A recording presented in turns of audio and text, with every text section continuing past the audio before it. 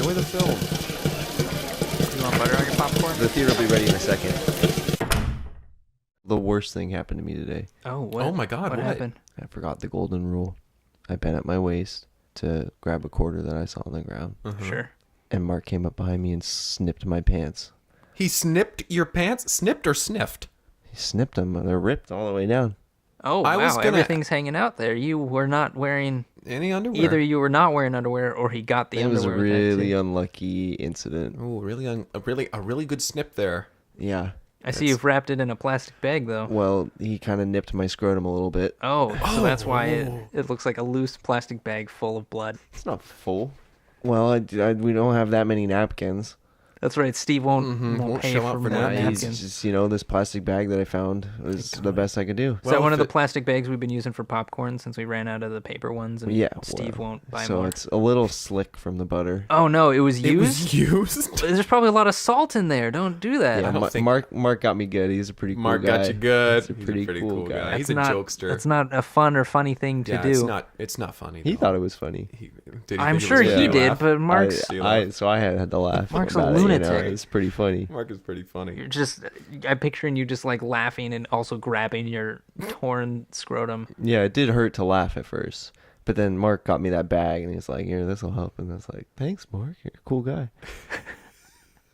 So then it stung originally, but You are too kind I'm to feeling Mark. better now. You could get Are you him. feeling better? You could get him arrested That's for all that. right. I was Yeah. gonna say I fired. just gotta get my pants Hey man, fixed. comedy is tragedy plus time, right? It's been how long now? About an hour and 40 minutes. That's enough time, right? Did you report this to Steve or to anyone? Well, I mean, what is Steve gonna do about it? Yell at me? He'd just yell at you to get back to work. Right? He'd be probably- like, he'd be "Stop yelling getting at- blood on the floor." Yeah, geez, clean that I up. would hope he'd fucking have a dick. conscience enough to discipline Mark in this case. Why would he? Why would he discipline Mark? He's just a joking Because around. Mark was joking tore around. Henry's scrotum with. It's a little snip. It's just a little snip on my scrot. It's just a scrot snip. Just the Does scrot. this- just there's- the scrot. Mark's a cool guy. Mark's a pretty cool guy. You should go to a doctor. Okay. Yeah, sure. I Don't- Yeah, guess. I'll do that. You're saying the right Sure. thing, but you're Yeah. saying it the wrong way. Might as well go down there and get that sutured up. Stop encouraging him to not seek medical attention, Greg. Oh. You do when did get this that stop sutured being If I funny? go to the doctor's office, They're gonna snip it all. right? So that's why I'm scared to death over here. I got a little scrot snip, and Okay, I'm well- just I'm Scrot freaking snip. out about it. Well, and what's man. your plan? You can't just keep it wrapped in a greasy, Well, no, salty I'm gonna bag. get a new bag before I leave. Yeah. And what then? I'm gonna tie it real tight. No, I mean Real tight. a week from now. What state are you gonna be in?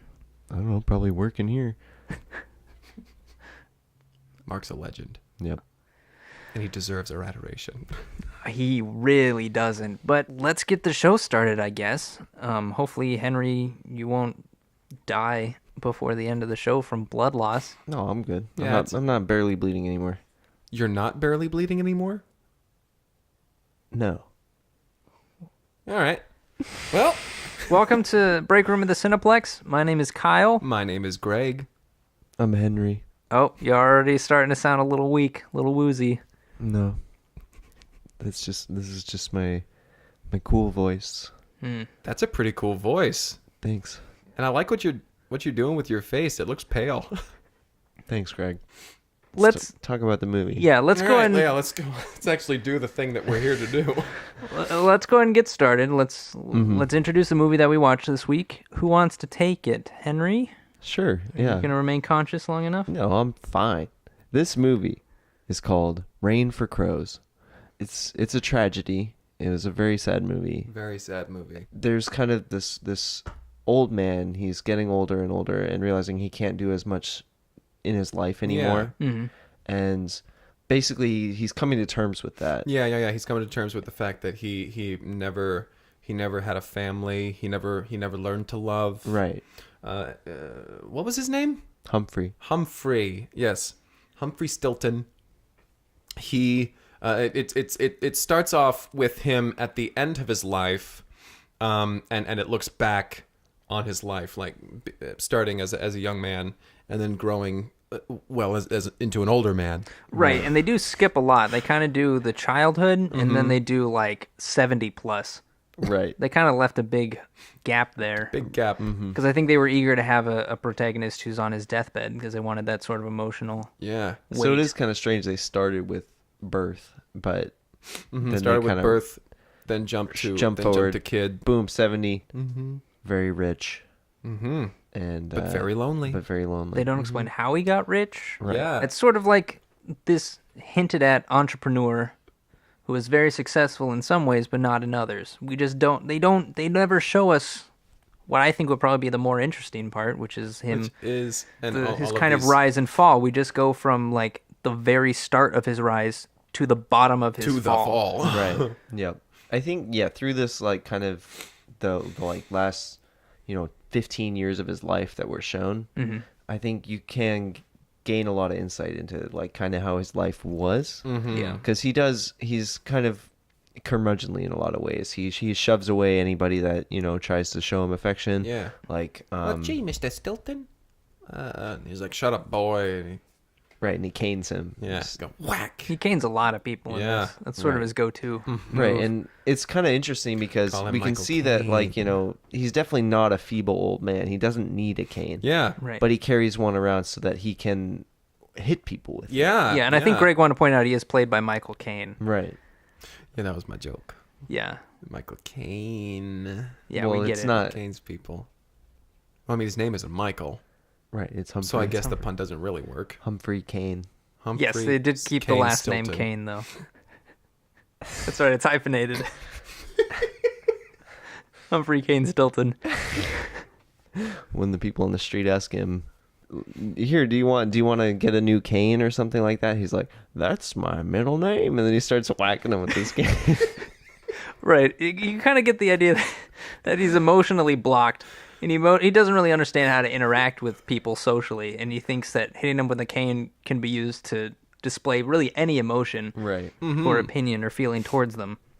Like happiness or anger. Yeah. Mostly angry. Mostly. Mostly anger, but there are times, when he's just kind of Because he hitting has them so around much the of it, ankles so much of it, Right. and laughing. because he hasn't done anything. His butler, his valet, is really the only other person that Mr. Humphrey Caine Stilton really interacts with. Because he's like Fetch the Carl, stew yeah, boy. Let's fetch the stew boy.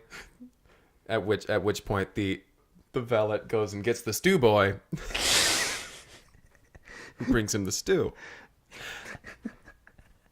And whilst eating his stew, he's saying to Carl the valet, "My Carl, I've lived all these years and I haven't lived a day." And then it cuts to Carl. He's got this really confused look on his face because that's a weird thing to say.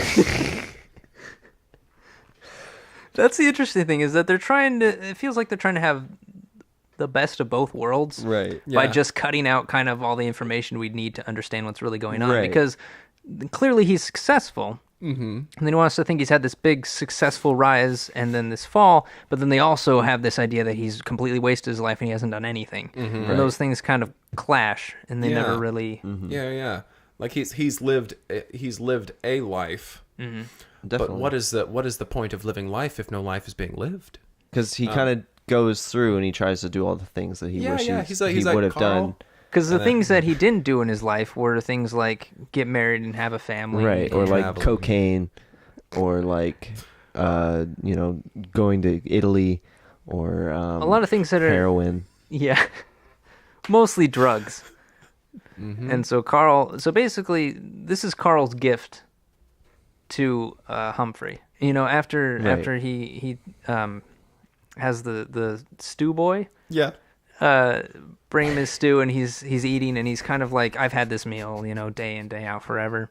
It's time for me to try something else. Yeah. So he fires the stew boy, and he hires the bread boy, who starts to make him all sorts of bread dishes. This is like- the sorts of first, breads. this is the And then first thing that he he's does. like, "Wow, I've never had bread before." And then the boy brings him just a whole loaf, and he's like, "Wow, this is incredible." He's all digging for in. me? He's like, "I'm so full, so quick." I never expected this out of bread. And then the bread boy's like, "Well, yeah, there's all kinds of bread out There's there." all sorts of things. He's like, "Have you ever tried banana bread?" And he's like, "What the fuck is that?" And then And then so later on, Yeah. it's like He's always been too wealthy for Right. bread. Yeah, he's too always, wealthy, and as we said, he's not a feeble old man. Right. He's more of stays a away from carbs. He's Right. been all about the stew. Yeah, Right. all about. But he that realizes stew. why am I trying to extend my life when I'm not doing anything Yeah, with it? because there was that other realization where one, he's not living the life that he wants, and two, what's the point of having your body be a temple if that Right. temple's just gonna fall apart? Right. Exactly. So might as well speed up that process and Might do as a well lot speed up that of process. drugs. You know, where he takes the speed and I, he literally wholeheartedly speeds agree. up the process. Yeah, and that's also provided to him by the bread boy. The bread boy's Right. like, "Oh, you like that banana bread? Well, here, try some And speed." normally we see like marijuana as the gateway drug, but in this case it was very much cocaine. Like, it was which like is very 0 to interesting. 60, like Right. real quick.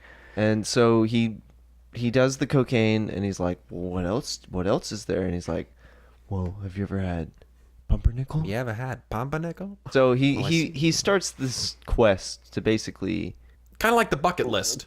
expedite his death and Yeah, very well, much take advantage of everything that life has to offer in the Yes. meantime. Really try, really try everything that life has to offer.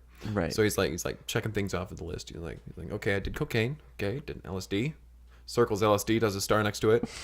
Because he really liked LSD. Really liked He was a LSD. big he's fan of like, that. You might have to revisit that one. Yeah. I come back on that. But then the next thing on the list is raise a family.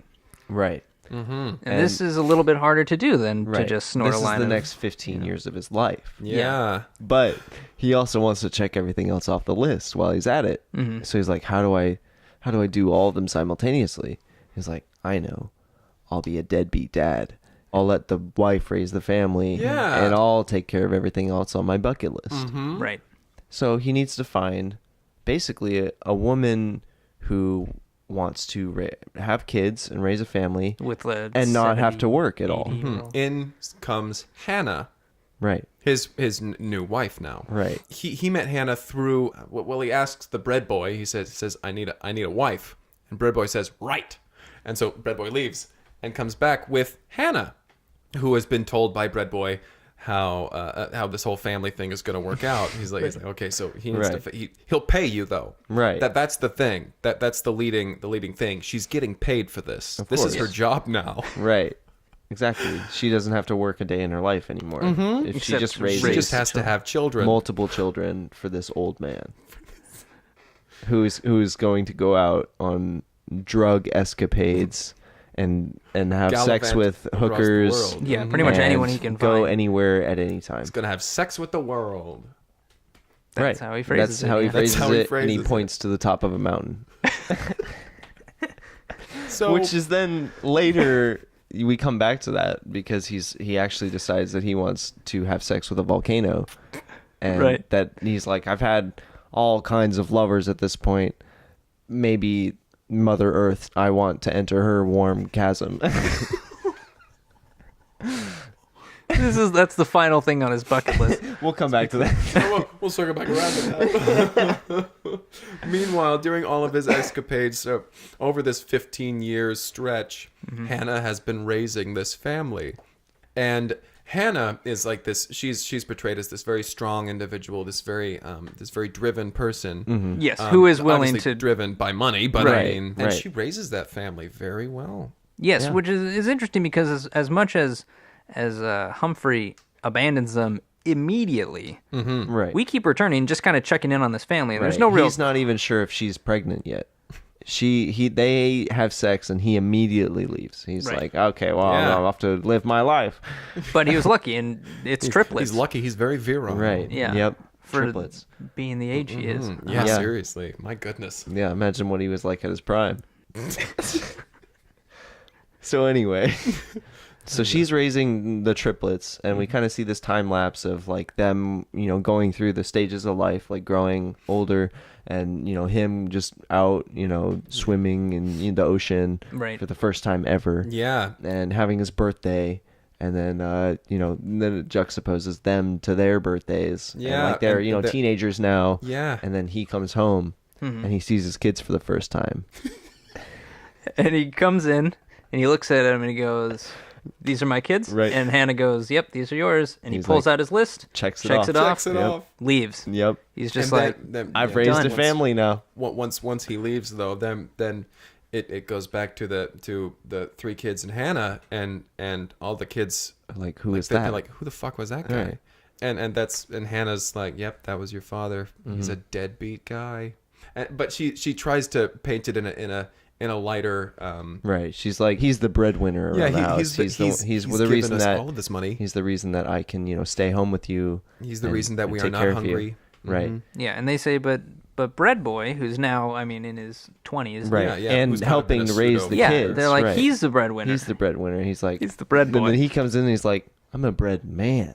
And because he has a mustache now, just to show that time had passed. Yeah. And it's huge. Yeah, and Hannah and he turns out they've been having an affair this entire Right, time. of course. And then so as he's Carl's leaving suddenly Humphrey, gone. yeah, Carl I think has died at this point. Yeah. Poor Carl. Yeah, just he goes and he puts a rose on Carl's grave, and then checks that dances off. Yeah, his which list. is another, like, yeah, random dances item. on it. Dances on it. Checks that off Checks the list. that off. So at this point, he's kind It's a of, very very long list. yes. and he has a lot on it. a lot of little things, and then these few things that are like raise a family of 15 years, you know. Right. And then he's now reached his final piece, which was to go To have sex with Mother Earth. have sex with a volcano. And so he starts his 8-hour trek up the volcano. Yeah. And this is a good portion of the film. Like, this is a solid 20 minutes of the movie. Is him climbing up the volcano. He falls at one point and snaps his leg, which he checks off his list. And he continues his ascent up to the top of an active volcano. Right. And he kind of rolls onto his side, unbuckles his pants, shuffles out of them, gets caught on the leg, and he's just like in a lot of pain. Takes it off, and then rolls into the volcano. Yeah, right into the volcano. Right. Fully erect. Did we all notice that? Yeah, we all. It was hard I just to wanted miss. to be sure that everybody else noticed. Yeah, it would be 'Cause I hard noticed to it. miss. Because that. he was fully erect, completely bottomless. Yeah. He had his shirt still on, which had a big arrow down to his wiener, and then he plunges into the volcano screaming, and then just burns, dies. Mm-hmm. That's it. And it's all like very. Everybody is very negative. Like all of their memories are very negative towards Humphrey, and that's the final sad bit for his life. Like Right. he may have lived a life, Right. but he didn't. But the only things that people remember about him is him caning people and then abandoning his and family. fucking the world. Right. Yeah. What was your favorite part? Yeah. What did you like about this movie? Boner. I really have to say, it was probably when he unbuttoned his pants and there was that gigantic erection. That's what did it for Yeah, you? all right. Oh, it did it for me. What was your favorite part? My favorite part was when he started that traveling circus, but it was all clowns. It's on his bucket list, and Yeah, it says right. specifically, start a circus of all clowns called All Clowns. Circuses weren't really his And thing. break even by year 2. That was Yeah. his goal on his bucket list. Not even to make a profit, just break even, and he Right. did. Checked it off, He Yep. checked it off. and then he Yeah. ended the show. First year was really rough for them. Yeah, Yeah. because I mean, who goes to the circus anymore? Right. Yeah, and who wants to see a circus called All Clowns? And it's all clowns. I would- Right. But Oh, then he yeah? started bringing the prostitutes to the show, and he That was the other thing. broke even. It was quick. I'd go see that show. All just clowns and sex workers. I thought you were scared of clowns. Not if they're fucking hookers. Not if you can see their dicks. Because that's always the scary thing, is you don't know what's down there.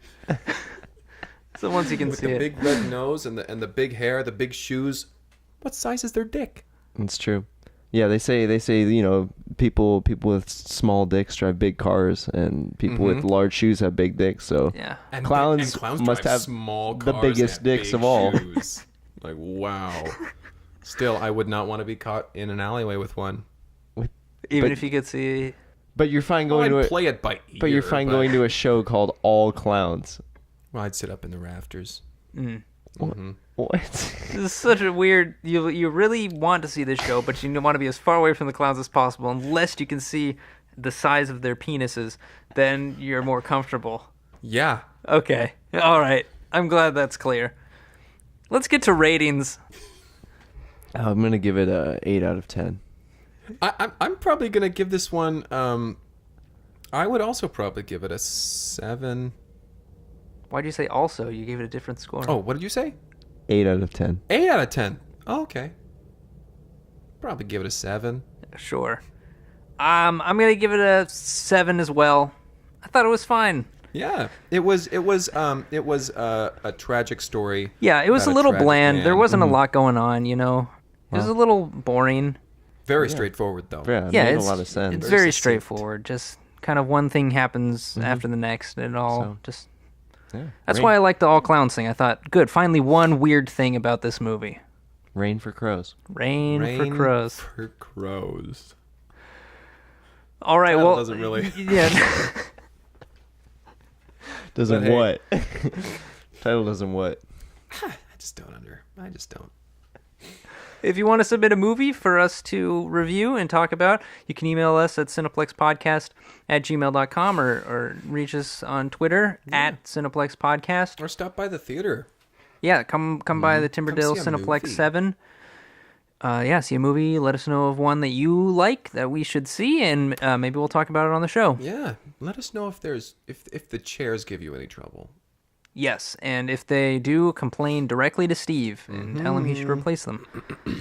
Thanks for listening, everyone. Thank you. Have a good one. Have a good one. Bye-bye. Whatever time of day it is. Yes.